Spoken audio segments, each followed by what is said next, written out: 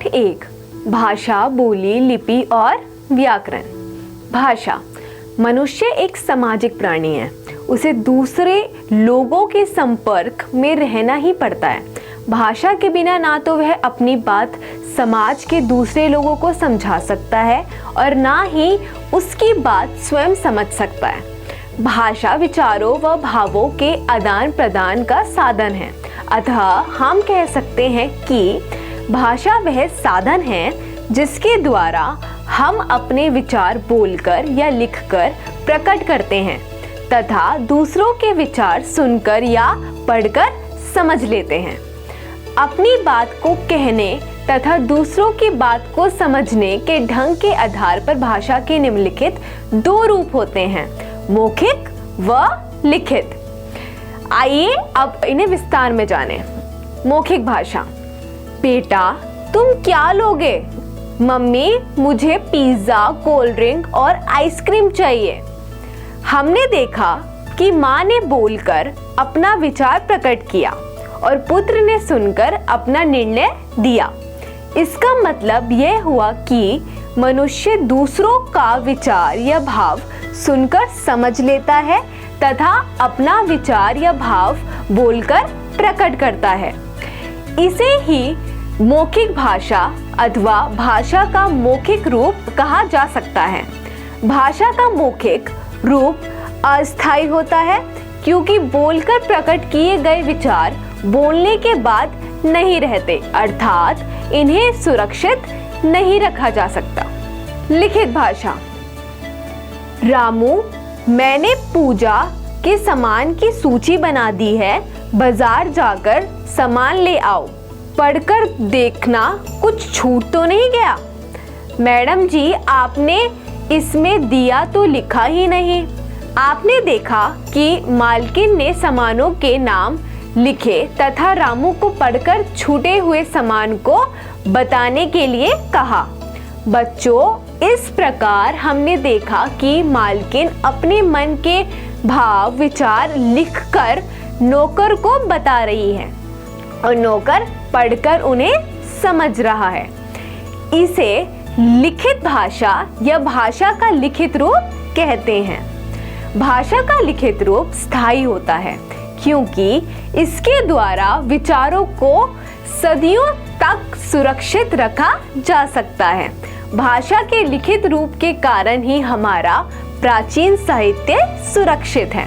सांकेतिक भाषा। मम्मी, यह अंकल दाएं बाएं हाथ घुमा घुमा कर क्या कर रहे हैं? बेटा, ये हाथों के इशारों से एक तरफ के ट्रैफिक को रोककर दूसरे तरफ के ट्रैफिक को चलने का संकेत दे रहे हैं। आपने देखा कि सिपाही के हाथ उठाते ही सभी वाहन यथास्थान रुक जाते हैं तथा उसके हाथ हिलाते ही सभी वाहन अपनी अपनी दिशा की ओर बढ़ जाते हैं। सिपाही द्वारा इशारे से लोगों को वाहन रोकने अथवा चलाने का आदेश देना भाषा के सांकेतिक रूप का उदाहरण है, लेकिन आम जीवन में हमेशा संकेतों के द्वारा अपनी बात कहना व समझाना संभव नहीं है। इसके लिए हमें मौखिक अथवा लिखित भाषा की आवश्यकता होती है। संकेतों अथवा इशारों से कही गई बातों को व्याकरण में भाषा के अर्थगत नहीं रखा गया है, अर्थात इसे हम भाषा का रूप नहीं कह सकते। संकेत द्वारा कही गई बात अपूर्ण तथा अस्पष्ट होती है। मातृभाषा। हम जिस स्थान पर जन्म लेते हैं, जिस परिवेश में पलते बढ़ते हैं, उस स्थान और परिवेश में व्यवहार में आने वाली भाषा को स्वयं बोलने लगते हैं। भाषा का यह रूप मातृभाषा कहलाता है। जैसे उत्तर प्रदेश मूलतः हिंदी भाषी राज्य है, अतः यहाँ जन्म लेने वाले की मातृभाषा हिंदी होगी, जबकि पंजाब में जन्म लेने वाले की मातृभाषा पंजाबी होगी। हिंदी और अन्य भारतीय भाषाएं। भारत एक विशाल देश है जिसमें अनेक राज्य हैं। इन राज्यों में रहने वाले लोग अलग अलग भाषाएं बोलते हैं, जैसे हरियाणा, उत्तर प्रदेश, मध्य प्रदेश, बिहार, झारखंड, उत्तराखंड, राजस्थान आदि राज्यों में हिंदी, तो पंजाब में पंजाबी, बंगाल में बांग्ला, तमिलनाडु में तमिल, आंध्र प्रदेश में तेलुगु, कर्नाटक में कन्नड़, केरल में मलयालम और उड़ीसा में उड़िया बोली जाती है। राष्ट्रभाषा, जो भाषा किसी देश के सबसे बड़े भूभाग में बोली जाती है, व्यवहारिक रूप से वह भाषा उस देश की राष्ट्रभाषा कहलाने की अधिकारिणी होती है। इस दृष्टि से हिंदी भारत की राष्ट्रभाषा है। सैद्धांतिक रूप से जिन भाषाओं को हमारे देश के संविधान की 8वीं अनुसूची में स्थान प्राप्त है, वह सब भी राष्ट्रीय भाषाएं कहलाती हैं। संविधान की 8वीं अनुसूची में वर्णित इन भाषाओं की संख्या अब 18 से बढ़कर 22 हो गई है।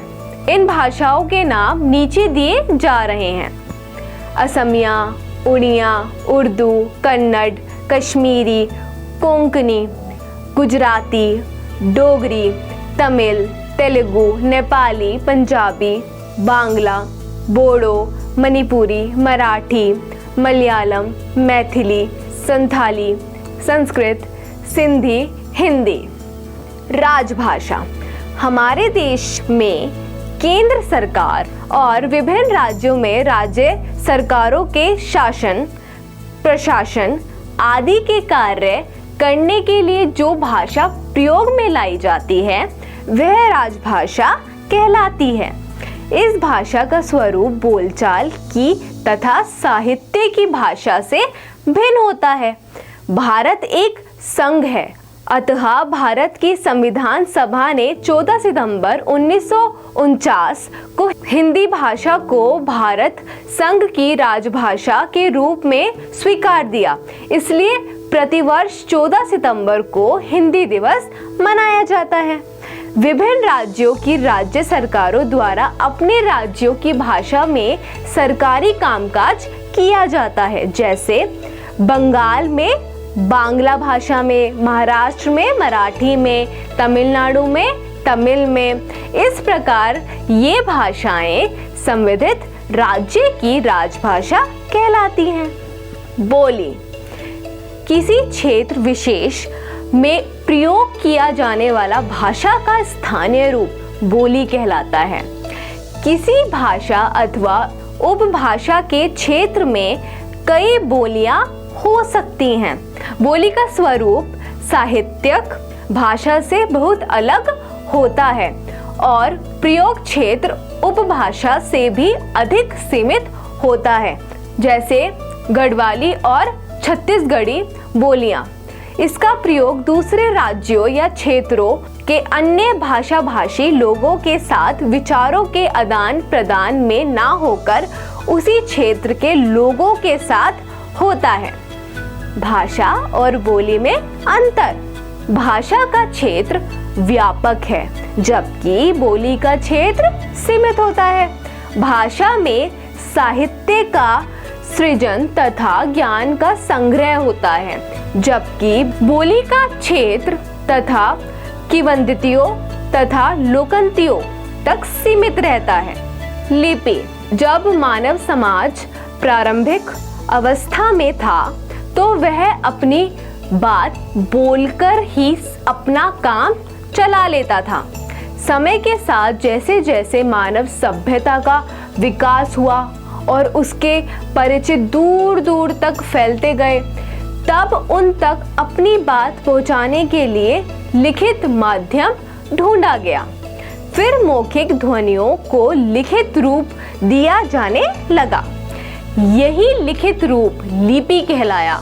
इस प्रकार हम कह सकते हैं कि मौखिक ध्वनियों को लिखकर प्रकट करने के लिए जो चिन्ह निश्चित किए गए हैं उन्हें लिपि कहते हैं। जैसे संसार में भाषाएं अनेक हैं, वैसे ही लिपियां भी अनेक हैं। कुछ प्रमुख भाषाओं की लिपियां निम्नलिखित हैं। भाषा हिंदी, लिपि देवनागरी, संस्कृत देवनागरी, पंजाबी गुरुमुखी, उर्दू फारसी, अंग्रेजी रोमन, बांग्ला बंगला। भाषा और लिपि में अंतर। भाषा बोलकर या लिखकर प्रकट होने वाले विचारों को दूसरों तक पहुंचाने का साधन है, जबकि लिपि के अंतर्गत मौखिक ध्वनियों को लिखकर प्रकट करने के लिए निश्चित किए गए चिन्ह आते हैं। व्याकरण। व्याकरण के द्वारा ही हम भाषा का शुद्ध प्रयोग सीखते हैं। हर भाषा के अपने अपने नियम और अपनी अपनी व्यवस्था होती है। भाषा की शुद्धता और एक रूपता बनाए रखना ही व्याकरण का कार्य है। व्याकरण की परिभाषा इस प्रकार दी जा सकती है। व्याकरण उस शास्त्र को कहते हैं जो किसी भाषा को शुद्ध रूप से लिखना, पढ़ना, बोलना और समझना सिखाता है। देखो, गीता खाना पकाता है, हम सभी खाएगा। उपयुक्त दोनों वाक्य अशुद्ध प्रतीत होते हैं। पहले वाक्य में गीता के साथ क्रिया का स्त्रीलिंग रूप लगाना चाहिए, गीता खाना पकाती है।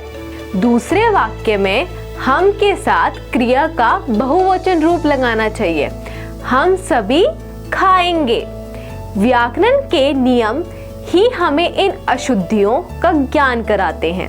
अतः स्पष्ट है कि व्याकरण के बिना किसी भाषा का शुद्ध ज्ञान नहीं हो सकता।